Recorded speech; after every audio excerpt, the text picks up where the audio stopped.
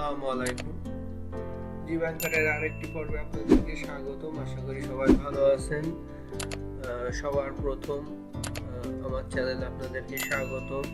নতুন নতুন video Gbanker সম্পর্কে, টেকনোলজি সম্পর্কে এবং ফ্রিল্যান্সিং সম্পর্কে জানতে হলে অবশ্যই আমার চ্যানেলটিকে সাবস্ক্রাইব করুন এবং সাথে থাকুন। চলুন আজকে পরবর্তী অংশ শুরু করা যাক। এর আগে আমি ব্রাঞ্চ রিপোর্টের দুইটি অংশ দেখিয়েছিলাম, আজকে আরেকটি অংশ দেখাবো, সেটা হলো রেজিস্টার একটা গুরুত্বপূর্ণ পার্ট।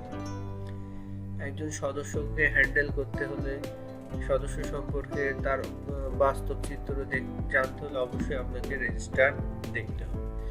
এই রেজিস্টারের ভিতরে সদস্যর ডিটেলস থাকে, যে কোন একটা সদস্য সেভিংস, লোন, কত টাকা জমা দিল, কত টাকা বাকি আছে, সবই সেভিংস এই রেজিস্টারের ভিতরে আছে। চলুন আমরা কথা না বাড়িয়ে চলে যাই অ্যাকাউন্ট ট্রানজাকশন ডিটেলস সেভিংস, মানে সেভিংস রেজিস্টারটি ওপেন।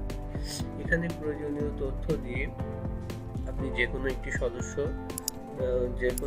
সদস্যর নাম্বার সিলেক্ট করে কিংবা প্রয়োজনীয় সদস্য এখানে দেখেন প্রোডাক্ট ভিত্তিক দেখা যাবে যে আপনি কোন অ্যাকাউন্টটির তথ্য দেখতে চাচ্ছেন। এখানে জেনারেল সেভিংস এবং কন্ট্রাকচুয়াল উইকলি 10 ইয়ার। আমি প্রথম জেনারেল সেভিংস এখানে, তারপরে দিতে হবে যে number of account. Normally general savings একটাই থাকবে, এখানে আপনি একটু বড় রেঞ্জ সিলেক্ট করতে পারেন। করে ভিউ দিলে যে রিপোর্টটি বেরোবে এখানেই দেখা যাবে যে ওই সদস্য কোন তারিখে কত টাকা জমা দিয়েছে।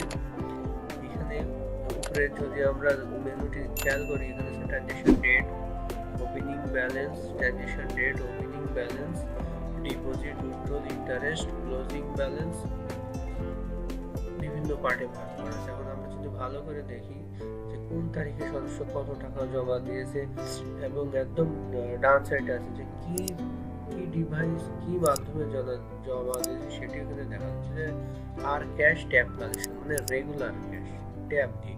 এখানে একটি আছে বিকাশ, দেখলেই বোঝা যাচ্ছে যে এখানে আর টোটালে দেখা যাচ্ছে যে ওই সদস্য জেনারেল সেভিংসে কত টাকা জমা আছে। এরপরে আমরা যদি কন্ট্রাকচুয়ালিটি দেখতে চাই, একইভাবে এখান থেকে শুধু আমরা কন্ট্রাকচুয়ালিটি সিলেক্ট করে ভিউ দিলে আমরা কন্ট্রাকচুয়াল সম্পর্কে দেখতে পাবো। এখানে যদি আমরা দেখি সদস্যর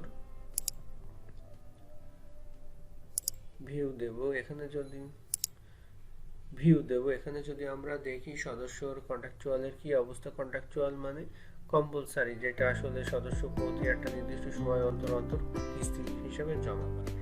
দেখেন কোন তারিখে সদস্য টাকা জমা দিয়েছে, সেই তারিখে এইখানে দেওয়া আছে, এবং শেষ পর্যন্ত সদস্য কত টাকা জমা হয়েছে সেটিও একটা ব্যালেন্স এখানে আছে। এই ছিল সেভিংস। এরপরে আমরা যাব ট্রানজাকশন ডিটেলস। লোনে যদি আমরা যাই, লোনের ক্ষেত্রেও সেম প্রয়োজনীয় তথ্য দিয়ে সদস্য নাম্বার সেন্টার সিলেক্ট করে আমরা এইখান থেকে যে কোনো একটি সদস্য নিতে পারি। সদস্য নিয়ে এখানে আমরা লোনে ক্লিক করে দেখবো যে এনার লোন আছে কিনা। যদি লোন দেখেন এনার এই সদস্য দুইবার লোন নিয়েছে, একটা অলরেডি পেড এবং একটা রানিং আছে। তো যেটা রানিং আছে এটা কি অবস্থা দেখার জন্য আমি একটু বড়, সচরাচর একটু দূরের ডেট দিলাম, মানে একটা বড় রেঞ্জের ডেট সিলেক্ট করে ভিউগুলো দেখাচ্ছে। এখানে কিছু তথ্য এখানে আপনার দেখাচ্ছে, তার ভিতরে আছে সদস্য,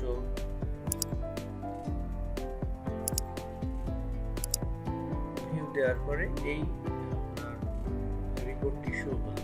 এখানে দেখা যাচ্ছে সদস্য ট্রানজাকশনের বিস্তারিত। এখানে দেখা যাচ্ছে 22 জানুয়ারি সদস্যকে ঋণ বিতরণ করা হয়েছে। কত টাকা দেওয়া হয়েছে? 70,000 টাকা। 70,000 টাকা লোন দেওয়ার সাথে সাথে সার্ভিস চার্জ আছে। এখন টোটাল কোন তারিখে কত টাকা জমা দিয়েছে এখানে দেখা যাচ্ছে। ট্রানজাকশন অ্যামাউন্ট, প্রিন্সিপাল ছিল এই টাকা এত টাকা, এবং সার্ভিস চার্জ টোটাল মিলায় তারপরে কিস্তি হলো এত। এবং এখনো পর্যন্ত তার কাছে কত টাকা পাওনা আছে এটা আমরা যদি ক্লোজিং ব্যালেন্সে দেখি, তাহলে আমরা এখানে দেখতে পাচ্ছি, এবং টোটাল আছে এত টাকা। এইভাবেই সদস্যর লোনের ডিটেলস সেভিংসের ডিটেলস এই রিপোর্টের মাধ্যমে দেখা যায়। তাছাড়া আছে সেভিংস রিফান্ড রেজিস্টার, এটা আসলে যেসব সদস্যদের সেভিংস রিফান্ড করা হয় সেই রিপোর্ট। আর বাকিগুলো আসলে তেমন একটা প্রয়োজন হবে না।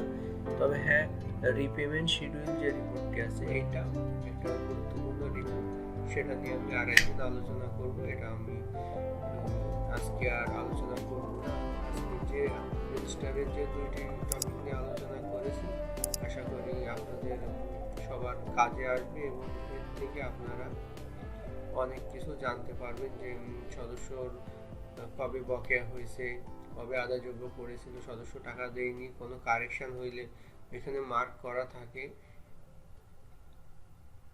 আশা করি আমার এই ভিডিওটি Gbanker রিলেটেড টিউটোরিয়ালটি আপনাদের জন্য উপকারে আসবে এবং যদি আপনাদের নতুন কোনো ইনফরমেশন তথ্য দরকার পড়ে অবশ্যই আমাকে কমেন্ট করবেন। আমি চেষ্টা করব, আমি যতটুকু জানি সেই দিয়েই চেষ্টা করব আপনাদের